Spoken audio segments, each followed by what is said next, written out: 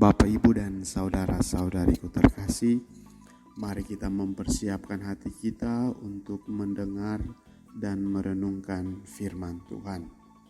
Marilah berdoa dalam nama Bapa dan Putra dan Roh Kudus. Amin. Tuhan bersamamu dan bersama rohmu. Inilah Injil Yesus Kristus menurut Matius. Ingatlah, jangan kamu melakukan kewajiban agamamu di hadapan orang supaya dilihat mereka. Karena jika demikian, kamu tidak beroleh upah dari Bapamu di surga.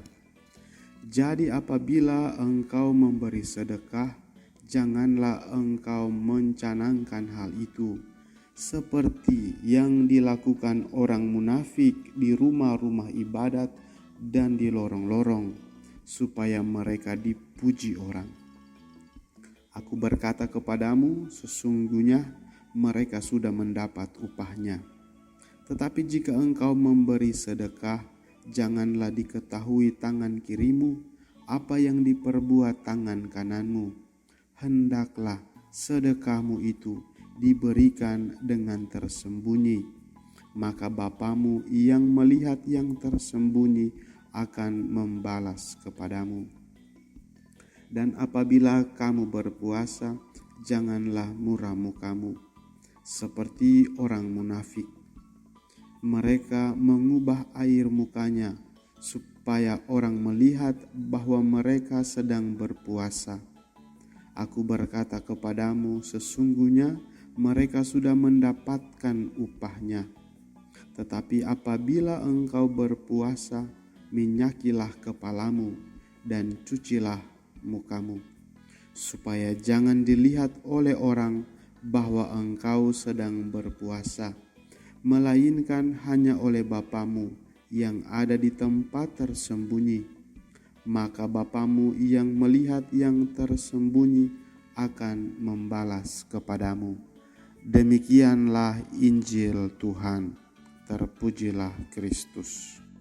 Bapak, Ibu, dan saudara-saudariku yang terkasih, hari ini bacaan Injil yang kita renungkan berbicara tentang hal memberi sedekah dan berpuasa. Dalam kehidupan konkret, kita sering berjumpa dengan banyak pengalaman di mana teman, kenalan, bahkan saudara dan keluarga-keluarga kita menceritakan tentang apa yang telah mereka perbuat atau lakukan bagi orang lain. Contohnya, memberi bantuan kemanusiaan seperti banjir, gempa, dan lain-lain. Mereka yang terjepit hutang, membantu sahabat dan keluarga yang berkekurangan, dan bahkan mereka memasukkan atau mengupload segala jenis tindakan dan perbuatan itu di media sosial dengan dipertegas oleh foto dan ungkapan-ungkapan kalimat.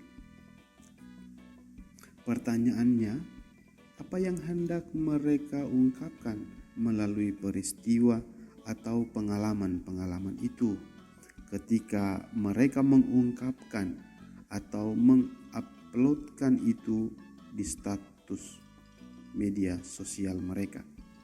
Sebenarnya ada dua hal yang terungkap di sana.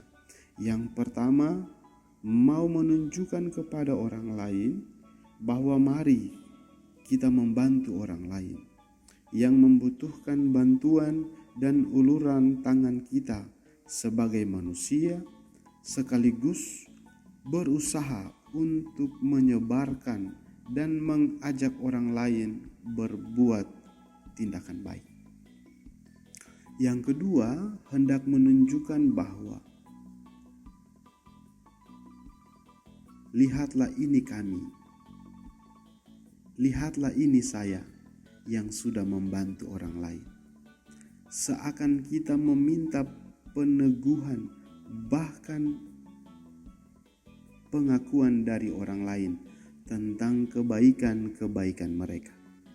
Pada titik ini, bukan nilai kebaikan sebagai nilai universal yang mau disebarluaskan, namun keegoan diri sebagai manusia.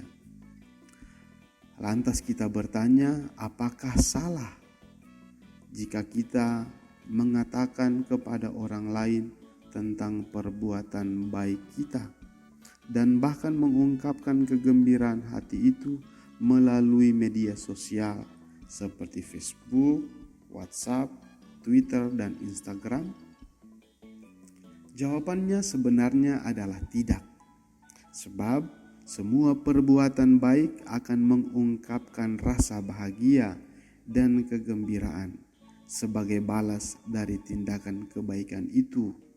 Dan perbuatan baik itu harus menyebar kepada semua orang agar mereka mengalami sukacita dan kebahagiaan. Bapak, Ibu, dan saudara-saudariku terkasih, namun bacaan Injil hari ini menegaskan hal yang terbalik.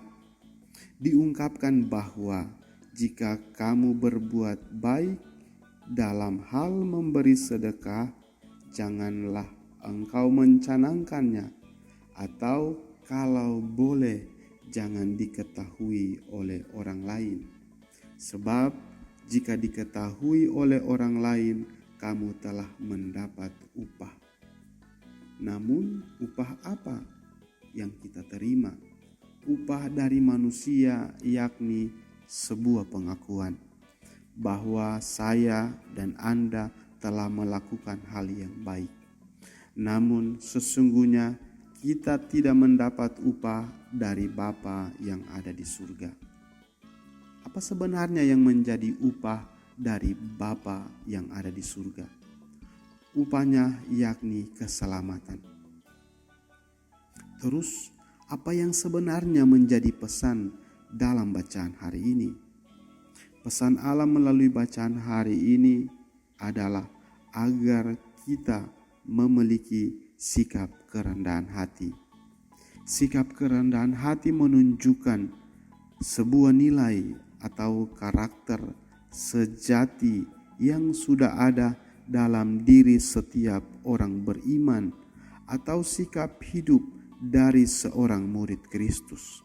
Dengan rendah hati kita menekan kesombongan dan keegoismean diri kita yang sejatinya dapat membawa kita pada dosa dan kehancuran.